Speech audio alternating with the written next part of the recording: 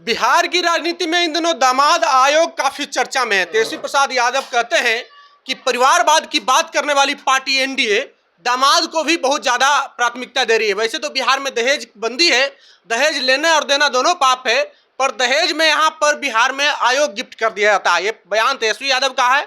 और बिहार में कुशवाहा पॉलिटिक्स पे भी चर्चा करें, हमारे साथ में अख्तर निहाल हैं, उपेंद्र कुशवाहा की पार्टी राष्ट्रीय लोक मोर्चा के प्रवक्ता हैं और साथ में प्रदेश उपाध्यक्ष हैं। पहली बात बताइए कि यह दामाद आयोग का क्या कॉन्सेप्ट है? तेजस्वी यादव जी से मैं यही आग्रह करूंगा कि इस विषय पे चुप हो जाएं, खामोश हो जाएं, वरना अगर बिहार की जनता जब उनका सवाल पूछना शुरू करेगी, हाथ जब तक रुका हुआ है, जब ये हाथ छूटेगा तो बहुत तेजी से उनके मुंह पे पड़ेगा। आप हिंसा की बात कर रहे हैं? मैं हिंसा की बात नहीं कर रहा हूँ। जनता जान रही है ना कि आप क्या किया है, आपके पिताजी क्या किए, माताजी क्या किए।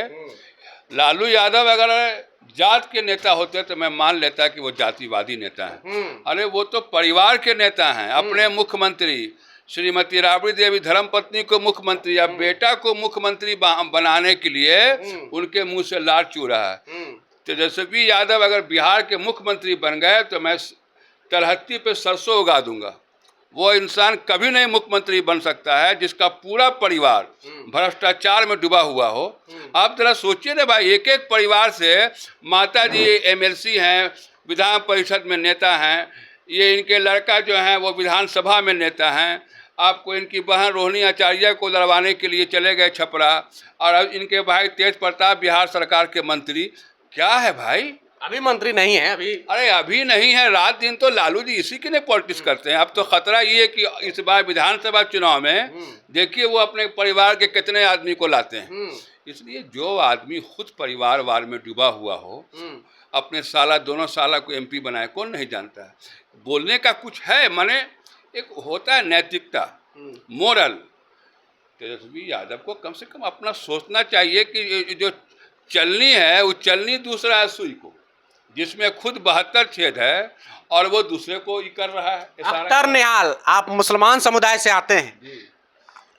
आप उपेंद्र कुशवाहा के साथ हैं, एनडीए के साथ है मुसलमान समुदाय। देखिए, मुसलमान समुदाय अब लालू यादव को पहचान गया है।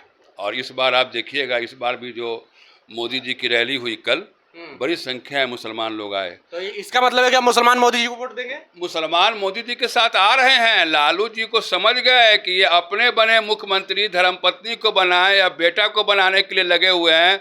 कल होके पोता भी आ चुका है 1 महीना पहले, अब पोता को बनाएंगे मुख्यमंत्री। तो मुसलमान जो है वो अब इंजन बनना चाहता है, बॉगी नहीं बनेगा लालू जी का। कौन से पार्टी का इंजन? कौन से पार्टी का इंजन? सरकार में आएगा।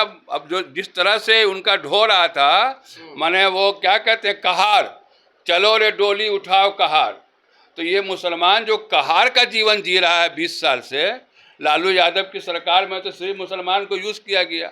कभी उनको, अभी देखिए ये डिप्टी सीएम बने थे तेजस्वी यादव, तो सारा मलाईदार पोर्टफोलियो इन्हीं के पास था।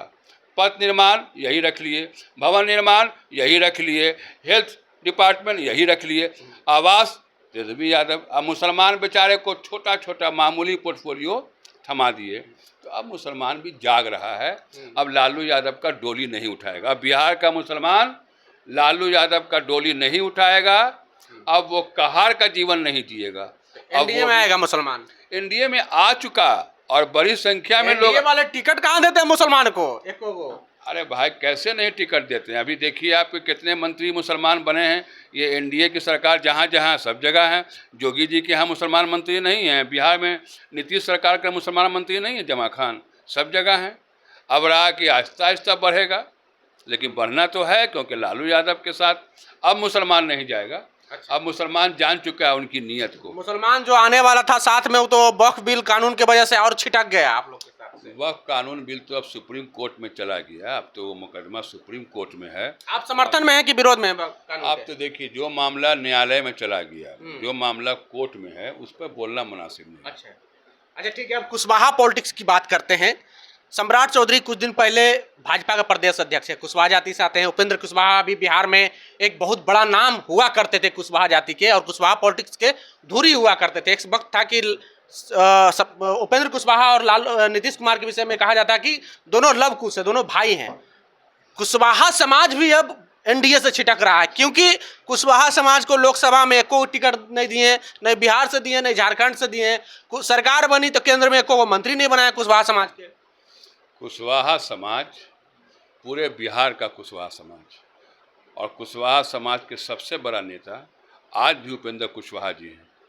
कोई कुशवाहा इनसे छिटका नहीं है, कोई गया नहीं है। चुनाव में जीत हार होता है वो अलग मुद्दा है, लेकिन ये कह देना कि कुशवाहा समाज इनसे छिटक के कहीं और चला गया, ऐसी बात नहीं है। पूरे बिहार तो जो राजनीतिक विश्लेषक है वो तो कह रहे हैं कि उपेंद्र कुशवाहा को कुशवाहा ही वोट नहीं दिया वहां पे।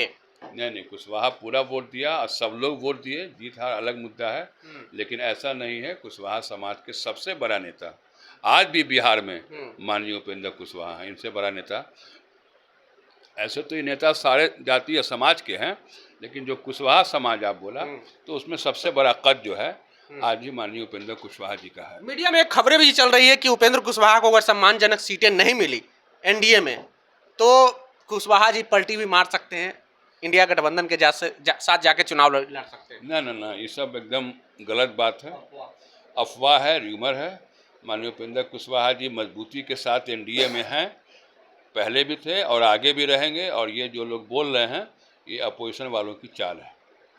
चलिए, तो हमारे साथ में अख्तर निहाल थे, जो कि राष्ट्रीय लोक मोर्चा के प्रवक्ता हैं, साथ में प्रदेश उपाध्यक्ष हैं उपेंद्र कुशवाहा की पार्टी से, और इन्होंने जो दामाद आयोग पे अपनी बात रखी, कुशवाहा पॉलिटिक्स पे अपनी बात रखी, परिवारवाद पे बात रखी, उस पर आप कितना सहमत है? प्रतिक्रिया कमेंट बॉक्स में जरूर दें। बहुत बहुत धन्यवाद।